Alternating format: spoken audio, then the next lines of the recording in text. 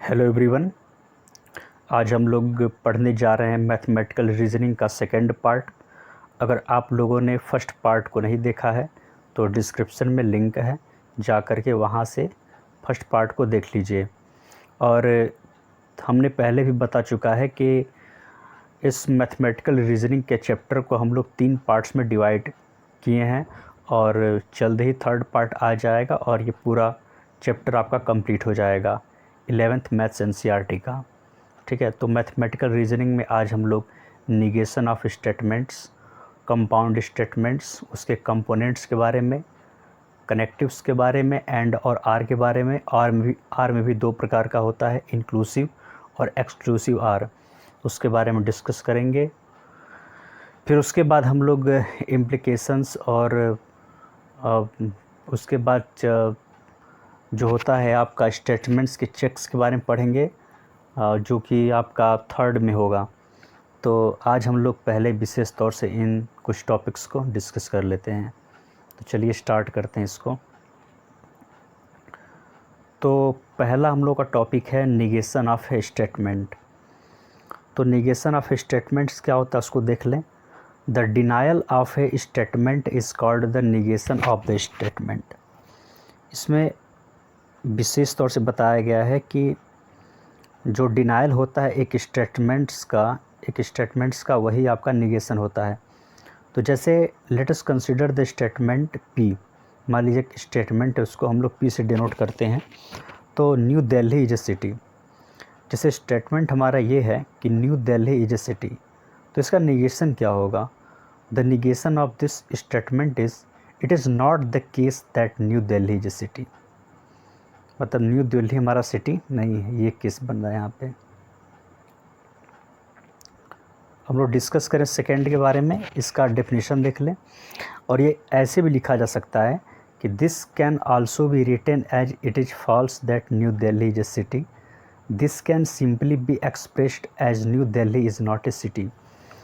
ये ऐसे भी कहा जा सकता है कि न्यू दिल्ली एक शहर नहीं है, इज़ नॉट ए सिटी। तो डेफिनेशन हमारा क्या बनता है? डेफिनेशन हम लोग यहाँ से देख लेते हैं। If small p j statement, अगर पी एक स्टेटमेंट है तो then the negation of p, negation of p क्या होगा? Is also statement and is denoted by this symbol. ये जो सिंबल दिख रहा है इस तरीके से, इसको ऐसे लिखते हैं। ठीक है, निगेशन ऑफ पी को ऐसे लिखा जाता है, right, and read as not p. ठीक है, इसको ऐसे लिखा जाता है। अब लोग बात करते हैं कंपाउंड स्टेटमेंट्स के बारे में। तो कंपाउंड स्टेटमेंट्स क्या होता है? Is a statement which is made up of 2 और मोर स्टेटमेंट्स। कंपाउंड स्टेटमेंट्स जैसा कि नाम ही बताया गया कि कंपाउंड है, तो कंपाउंड स्टेटमेंट्स क्या होता है कि 2 या 2 से अधिक स्टेटमेंट्स को मिलाने से जो बनता है उसको कंपाउंड स्टेटमेंट्स कहते हैं। In this case each statement is called a component statements. मतलब जितने स्टेटमेंट्स मिल कर के कंपाउंड स्टेटमेंट्स बनता है उसको हम बोलते हैं कंपोनेंट स्टेटमेंट्स। और यहाँ पर हम देख सकते हैं कि compound statements are obtained by combining 2 or more statements using words like and or। The compound statements हम लोग ईजिली देख सकते हैं कि एंड और आर को मिला करके ही बनता है। जैसे कि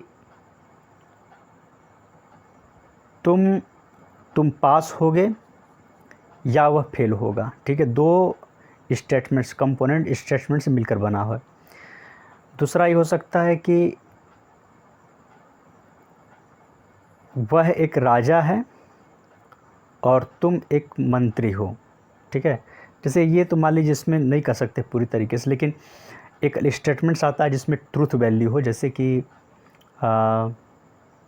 जैसे स्टेटमेंट्स क्या होता है कि जिसको हम लोग ट्रू और फॉल्स के रूप में जिसका हम आंसर कर सकें। तो जैसे कि ये हो सकता है कि Delhi is a city and UP is a state.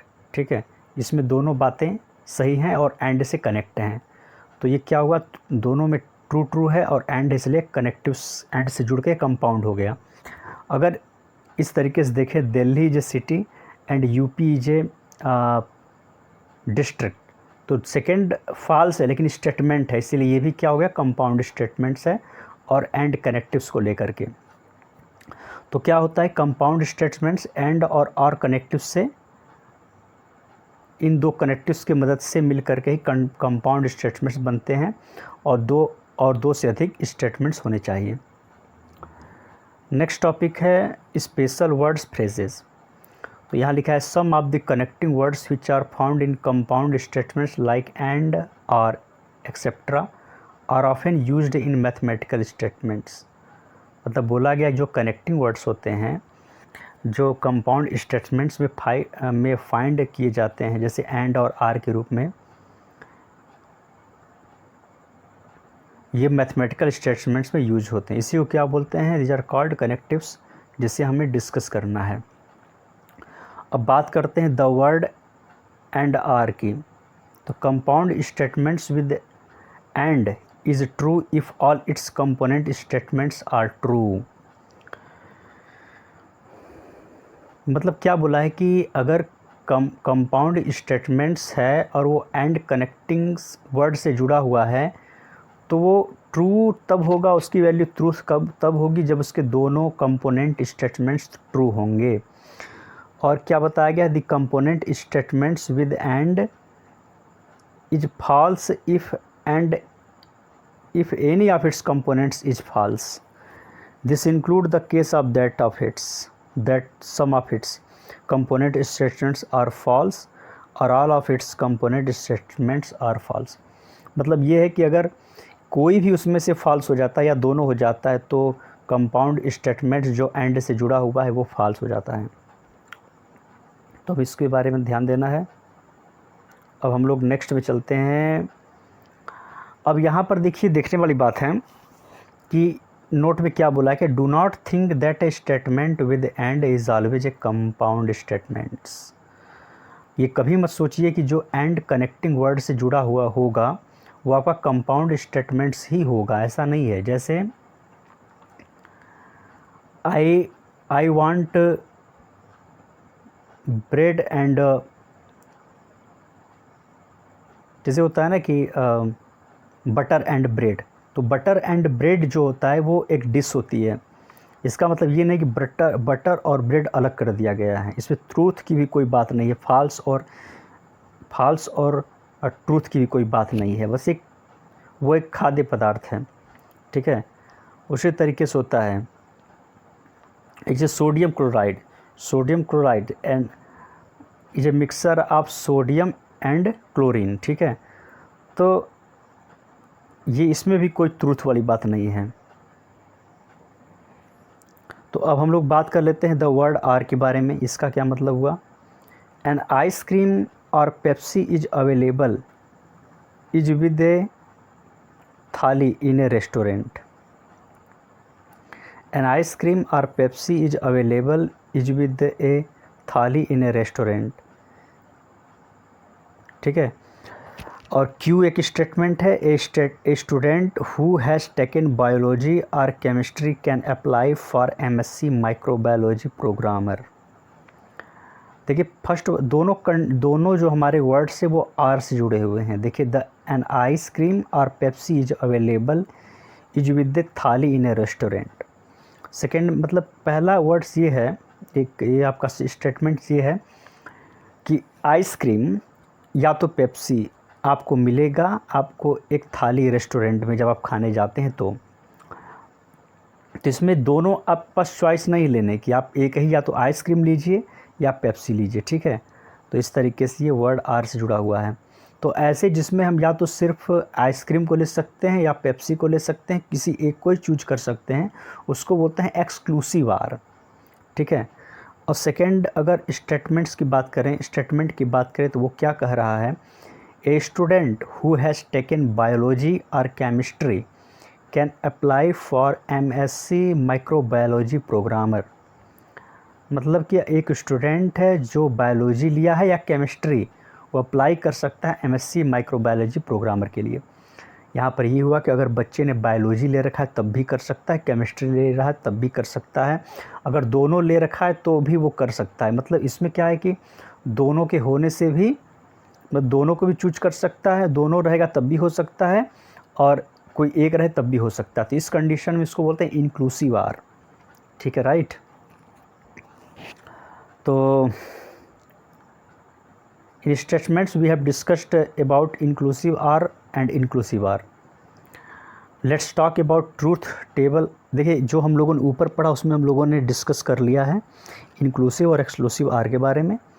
हम लोग let's talk about the table of compound statements with and और आर कनेक्टिव्स। देखिए, आप ट्रूथ टेबल के बारे में डिस्कस कर लें, एंड स्टेटमेंट्स के बारे में देख लें। मान लीजिए हमारे पास एक है पी स्टेटमेंट्स है, ठीक है, और सॉरी, देखिए ट्रूथ टेबल हम लोग स्टार्ट करते हैं एंड स्टेटमेंट्स का। मान लीजिए पहला हमारा ट्रू है और सेकेंड ट्रू है स्टेटमेंट्स जो एंड से स्टार्ट हैं, तो वो स्टेटमेंट्स क्या होगा, ट्रू होगा। और अगर पहला ट्रू है सेकेंड फॉल्स है तो ये फॉल्स होगा। पहला फॉल्स है सेकेंड ट्रू है तब भी ये फॉल्स होगा। अगर दोनों फॉल्स है तो ये दोनों, तो भी ये फॉल्स होगा, राइट। तो एंड स्टेटमेंट्स क्या हो जाएगा, जब दोनों उसके कंपोनेंट स्टेटमेंट्स ट्रू होंगे तब वो ट्रू होगा, नहीं तो फिर वो अदरवाइज़ वो आपका वो फॉल्स हो जाएगा। जब दोनों कंपोनेंट स्टेटमेंट ट्रू होंगे तब वो उसका ट्रूथ वैल्यू क्या होगा, ट्रू होगा। अब एंड स्टेटमेंट्स के बाद हम लोग आते हैं आर स्टेटमेंट्स में। इसमें हम देखें, अगर पहला हमारे पास ट्रू है और सेकेंड भी हमारे पास ट्रू है,